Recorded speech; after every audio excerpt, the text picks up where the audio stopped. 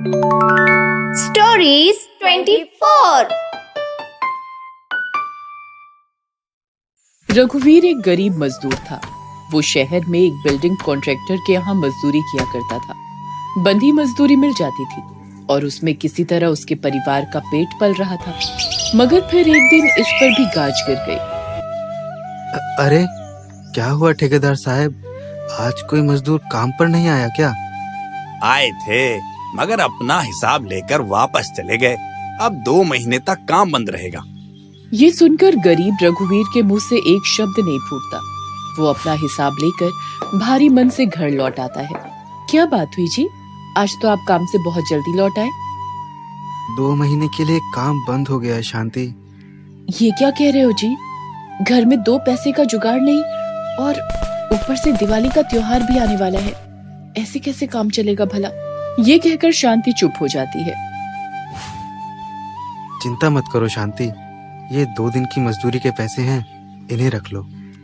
पर ये कितने दिन चलेंगे जी? 4 दिन के खाने में निकल जाएंगे। निकल जाने दो, मैं कल से कोई और मजदूरी ढूंढ लूंगा। फिर अगले दिन रघुवीर मजदूरी ढूंढने के लिए सुबह सुबह ही शहर के लिए निकल जाता है। मगर शाम को खाली हाथ घर लौटता है, क्योंकि दिन भर भटकते रहने पर भी उसे कहीं मजदूरी नहीं मिल पाती। कुछ काम मिला या नहीं? कोई काम नहीं मिला शांति।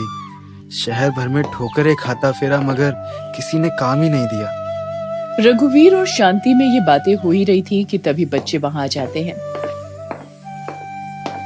आप आ गए बापू? हाँ आ गया मेरे बच्चों। आज मैं तुम्हारे लिए गरम गरम जलेबियां लाने वाला था, मगर पैसे नहीं थे, है ना बापू? बापू, जब पैसे हो तो जलेबी ले आना, तब तक हम इंतजार कर लेंगे। हम आपकी परेशानी समझते हैं बापू।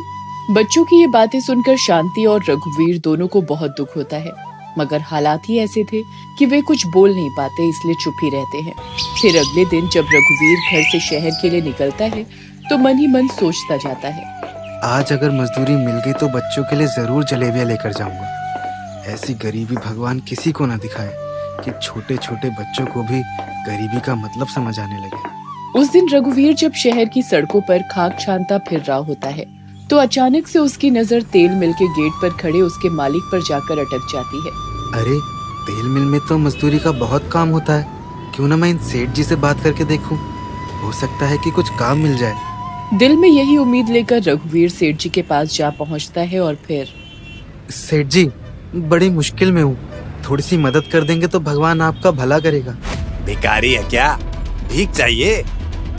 अरे नहीं नहीं सेठ जी, मैं तो मजदूर हूँ और आपकी तेल मिल में मजदूरी करके 2 पैसे कमाना चाहता हूँ। अबे तेरे जैसे रोज मजदूरी मांगने आते हैं, मैं किस किस को मजदूरी दूं? मेरा टाइम बहुत खराब चल रहा है सेठ जी, अगर मदद कर देंगे तो जीवन भर आपका एहसान मानूंगा। अबे भीख चाहिए तो 10 रुपए ले ले, वरना दफा हो जा। सेठ द्वारा इस तरह से जलील किए जाने पर रघुवीर के मन को गहरी ठेस पहुंचती है और वो बड़बड़ाते हुए वहां से चला जाता है। पता नहीं ये अमीर लोग हम गरीबों को क्या समझते हैं, कमबख्त सीधे मुंह कभी बात ही नहीं करते। इन्हें देखकर तो यही लगता है कि भगवान उन्हीं को पैसा देता है जिनके दिलों में दया नहीं होती। और दिनों की तरह उस दिन भी रघुवीर निराश होकर खाली हाथ घर वापस आता है। आपके लटके हुए चेहरे को देखकर तो यही लगता है कि आज भी आप खाली हाथ घर लौटे हैं। हाँ शांति, आज भी कहीं 2 पैसे नहीं बने। 2 दिन बाद दिवाली है और घर में खाने के लाले पड़े हैं। पता नहीं इस बार दिवाली मना भी पाएंगे या नहीं। ऐसा मत बोलो शांति, भगवान ने चाहा तो बच्चे दिवाली जरूर मनाएंगे। अगले दिन छोटी दिवाली होती है और रघुवीर बहुत सवेरे ही शहर के लिए निकल जाता है। फिर उसके जाने के बाद शांति माता लक्ष्मी की तस्वीर के आगे धूप जलाकर प्रार्थना करती है, हे माता महालक्ष्मी, हम गरीबों पर भी दया दिखा। माँ तुम चाहो तो धन की बारिश कर सकती हो, पर हमें तुमसे धन की बारिश नहीं चाहिए माँ, बस चंद बूंदे ही मेरे घर बरसा दे, उनको 2 पैसों की मजदूरी दिला देना माँ। रोहित शांति को माता लक्ष्मी से ये प्रार्थना करते देख लेता है और जब वो प्रार्थना के बाद रसोई घर में जाकर काम में लग जाती है तो वो भी माँ की तस्वीर के सामने हाथ जोड़कर खड़ा हो जाता है और उनसे प्रार्थना करने लगता है, हे माता, मेरे बापू बहुत गरीब हैं, उन्हें थोड़े पैसे दे दो। अगर तुम उन्हें पैसे दे दोगी तो हम भी दिवाली मना पाएंगे। तुम उन्हें पैसे जरूर दे देना माँ।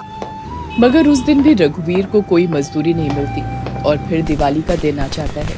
उस दिन भी वो मजदूरी की तलाश में निकल जाता है। वहाँ शहर में मिठाइयों, पटाखों और कपड़ों की दुकानें सजी होती हैं। उन्हें देखकर उसका मन विचलित हो जाता है और वो कितनी सुंदर पोशाकें हैं। जी में तो आता है कि अपने रोहित और नेहा बिटिया के लिए एक एक पोशाक खरीद लूं, पर मजबूर हूँ, जेब में एक फूटी कौड़ी नहीं पड़ी। यही सोचकर वो कुछ उदास हो जाता है और अपना मन महसूस कर आगे निकल जाता है। अभी कुछ ही दूर जाता है कि कोई उसे पीछे से आवाज देने लगता है। ए भाई, मजदूरी करोगे क्या? हाँ भाई हाँ, करूँगा मजदूरी। ये कहते हुए रघुवीर उस आदमी की तरफ बढ़ता है, मगर उसी समय सड़क पर हादसा हो जाता है।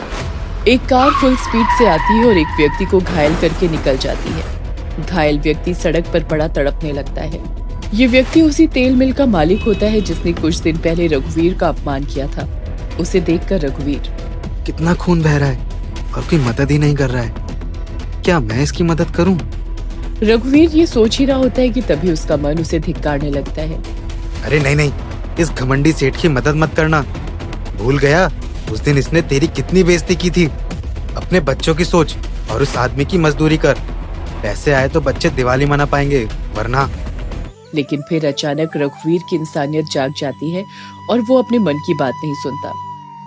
दिवाली तो हर साल आएगी। इस साल दिवाली ना भी मना पाए तो क्या बिजली टूट पड़ेगी, लेकिन इस सेठ की जान चलेगी तो कभी वापस नहीं आएगी। मैं इसे इस तरह मरते नहीं देख सकता। खुद से ये कहते हुए रघुवीर इधर उधर नजर दौड़ाता है और फिर उसकी नजर एक हाथ के ठेले पर पड़ती है। इस समय ये ठेला ही एम्बुलेंस का काम करेगा। मैं इसी पे लेटाकर इन्हें अस्पताल ले चलता हूँ। फिर रघुवीर घायल सेठ को उसी ठेले पर लिटाकर अस्पताल ले आता है और अपना खून देकर उसकी जान बचाता है। फिर कुछ देर बाद जब सेठ को होश आता है तो वो मुझे माफ कर देना भाई, मैंने उस दिन तुम्हारे साथ बहुत बुरा व्यवहार किया था। कोई बात नहीं सेठ जी, हम गरीबों को तो ये सब सहने की आदत है। नहीं भाई नहीं, ऐसा मत बोलो। आज तुमने मेरी जान बचाई है। मेरे लिए तुम फरिश्ते हो। बोलो तुम्हें कितना पैसा चाहिए? जितना पैसा चाहिए मैं दूंगा। मैंने आपकी जान नहीं बचाई सेठ जी, आपकी जान तो भगवान ने बचाई है। मैंने तो बस एक इंसान होने के नाते अपना फर्ज निभाया है। ये कहकर रघुवीर वहाँ से चला जाता है और जब निराश मन से घर पहुँचता है तो हैरान रह जाता है। घर दिवाली की रोशनी से जगमगा रहा होता है और बच्चे खुशी से दिवाली मना रहे होते हैं। रघुवीर अंदर जाकर देखता है तो वहाँ सेठ की पत्नी उसका इंतजार कर रही होती है। आप कौन है बहन जी? मैं वही हूँ भाई, आज तुमने जिसके सुहाग की रक्षा की है और उसे विधवा होने से बचा लिया। पर आपको मेरे घर का पता कहाँ से मिला? अस्पताल के उसी डॉक्टर से भाई, जिसको तुमने अपने घर का पूरा पता लिखवाया था। ये सुनकर रघुवीर चुप हो जाता है और फिर अपने बच्चों को दिवाली मनाते हुए देख मन ही मन भगवान का आभार प्रकट करता है।